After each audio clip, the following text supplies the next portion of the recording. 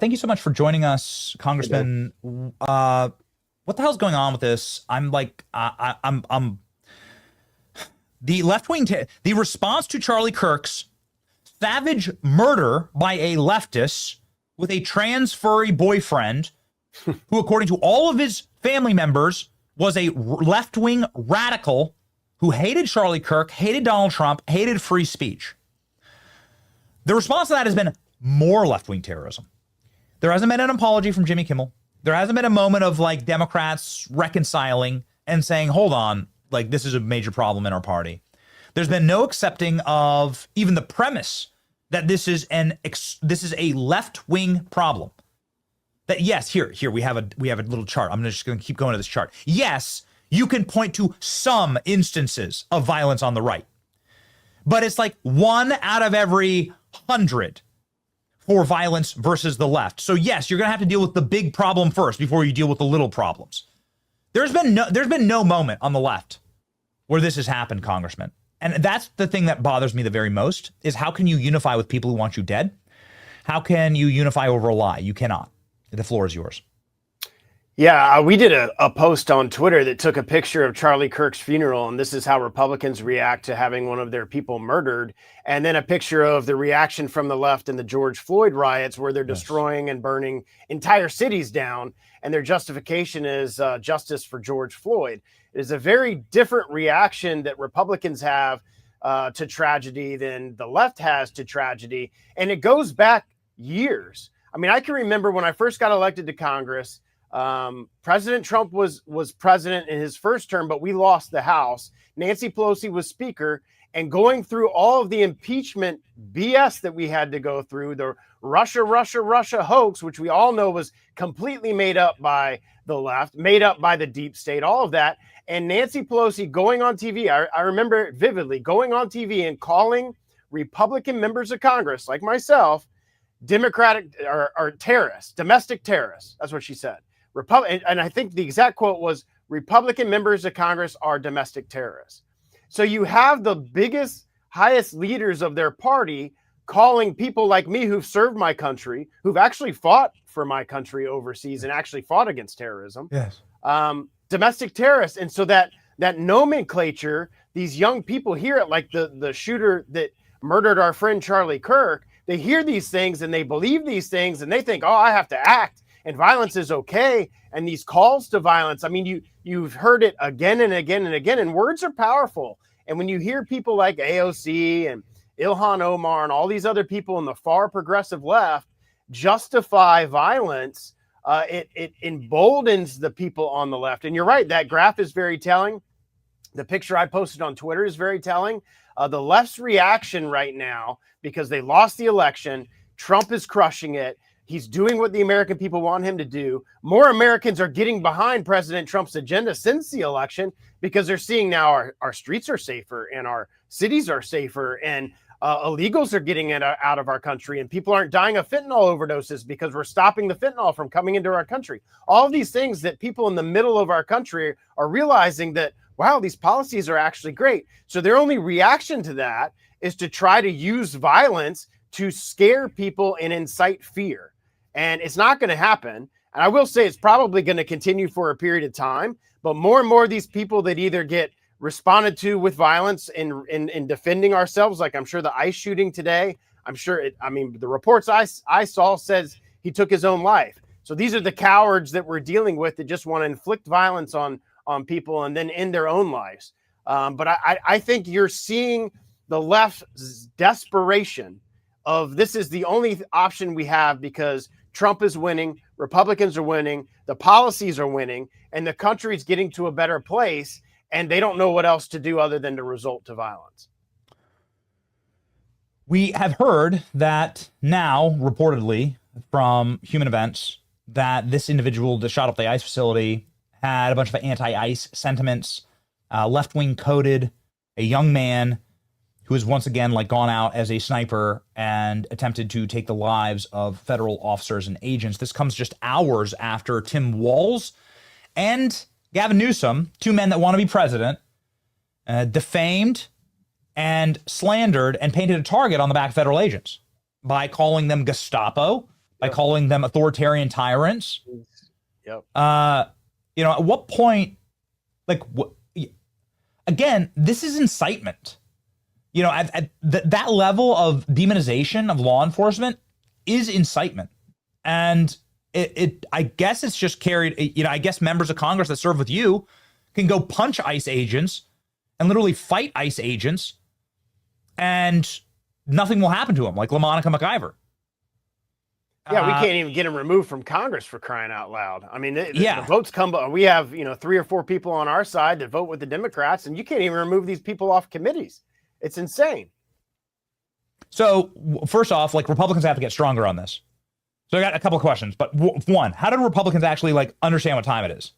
There's plenty of people going there wanting, to Charlie Kirk's memorial. He's there's plenty of people there, and I know a lot of them, and they're good, and they have good hearts.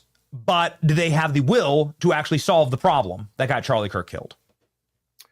That's the challenge that faces us. We have probably 160 to 180 strong conservative members of Congress, but we need 218 people to get anything passed. And you have a lot of Republicans that are in Democrat districts that are afraid of doing anything that would remotely compromise their ability to win re-election. And that is not the way you represent people. If you're moving to the left, you're making the conservatives and the Republicans that voted for you upset, because why am I voting for a Republican who's going to vote like and act like a Democrat? And I've seen it in Florida where people have moved to the center and they've lost their primaries. For some reason, it's not happening across the country. And the speaker and our leadership is so deathly afraid of putting 7 to 10 members of Congress in a tough position on votes that are conservative votes, because they claim that they're going to lose their re-elections.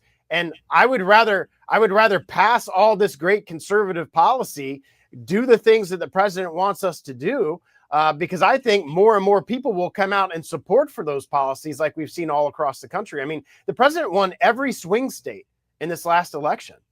It's unheard of that would happen. And I think this movement is going to continue. So you have served in war zones. Here's photos of you in Iraq. You have served in counterinsurgency and you fought actual terrorist cells. What needs to be done here against domestic terrorists who have yet again this morning terrorized federal agents, attacked the federal government, shot at an ICE facility with the intention to kill, and as far as we know right now, reportedly have taken the lives of 3 individuals at this ICE facility? What must happen now? Well, I think justice has to happen, but it has to happen fast. I mean, people are sick and tired of somebody trying to assassinate somebody, or this shooter that killed our friend Charlie Kirk, and it'll be a year or 2 years before it even gets before a judge. That's frustrating to people when justice takes that long to happen. So in this particular incident, these attacks on ICE agents, I mean, the law's already pretty clear. If you attempt to murder a law enforcement officer, you can get capital punishment for that. And this occurred in Texas. I'm sure they have the capital penalty like we do in Florida. And the trial should happen quick. Justice should be served. And maybe that would be a deterrent to some of these other people. But here's the other piece of this too, is the FBI and the DOJ need to do a deep dive into this person's network.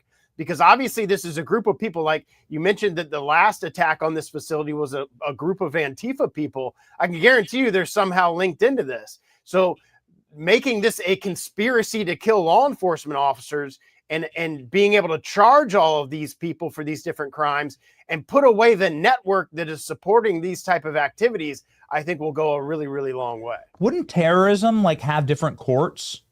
I'm no lawyer, but wouldn't there be a swifter or potential military process where you could have different courts if you are actively committing in an organized fashion terrorism acts against the U.S. federal government and its law enforcement agents? If it happened on a military base, you could go through the UCMJ. But if it happens in this incident, the state laws would apply, and then federal laws would apply, and they could get charged in both jurisdictions. They could get charged in the state court and charged in the federal court. Now, state courts typically move a lot faster than the federal courts do, but there's nothing that would allow some type of terrorist court specific to that unless it happened on a military base. Now, overseas, the bad guys that we prosecuted, obviously a totally different scenario because that happened overseas. But the stuff that we're seeing here has to be prosecuted in the state courts and or federal courts, depending on the crimes that were committed.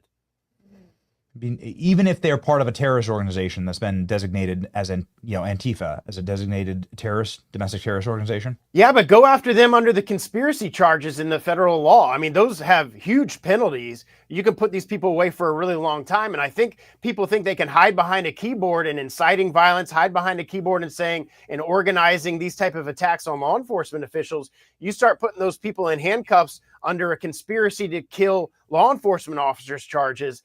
And I think that will go a long way to, one, deter people from that type of activity, and two, put bad people in prison where they belong.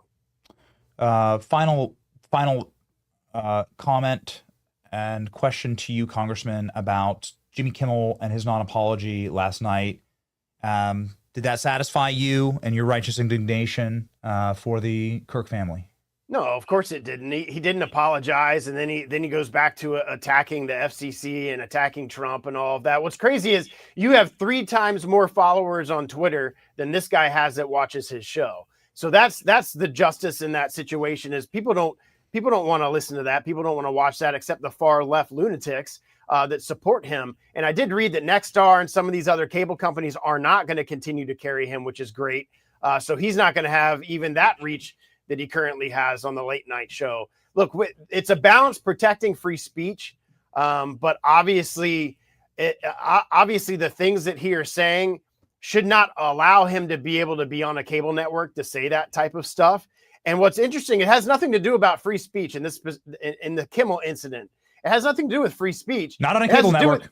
He's on a federally licensed broadcast network, terrestrial broadcast, that is paid for by you and me and the taxpayers lavishly. Yeah. So like on a cable network, you'd have no grounds, but this is an FCC licensure. You have porn laws, you have swearing laws, you have a bunch of decency laws, you have violence laws. You must be able to broadcast in the public interest. I mean, I want to make sure that everybody understands this is not like an MSNBC host. This is not a Fox News host. You have to, the differences between ABC, NBC, and CBS are profound when it comes to FCC licensures. Yep, and whenever you get in federal dollars, Congressman, there are going to be strings attached. And the strings are you can't lie in a non-joke. It's not like he was telling a joke. He was giving a news read. You can't lie about the motive of a murder when federal authorities are saying this. You're going to incite more violence. And now we've seen it happen. Yep, you're absolutely right. Forgive my interruption. This has made my blood boil. It's made my blood boil. Nobody took away Jimmy Kimmel's free speech. Nobody stopped him from like tweeting. He didn't get banned from all social media like Donald Trump. He didn't get ripped down from YouTube like we learned yesterday. So many different creators did. He didn't get like even his show canceled. He could have stood on the street corner and yelled. He could have tweeted. He could have posted. He should have done anything. He could have gone on any show he wanted to. Jimmy Kimmel's speech was never under threat ever. He got a penalty. He got put in timeout for being a dick and for lying. And that's a totally fundamentally different thing.